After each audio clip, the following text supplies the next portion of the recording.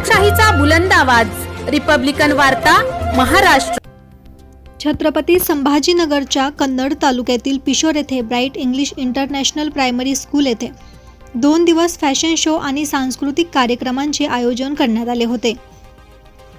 मुलांच्या कलागुणांना वाव मिळावा यासाठी आयोजित या सांस्कृतिक कार्यक्रमामध्ये मुलांनीही मोठ्या संख्येने सहभाग घेतला होता। कुणी छत्रपती शिवाजी महाराज तर कुणी श्री गणेशा बनत कार्यक्रमाची शोभा वाढवली। त्यामुळे या बालगोपालांनी सर्वांचेच लक्ष वेधले। यावेळेस मुलांच्या या कलागुणांना वाव देण्यासाठी पालकांनाही या कार्यक्रमास मोठ्या संख्येने हजेरी लावली होती।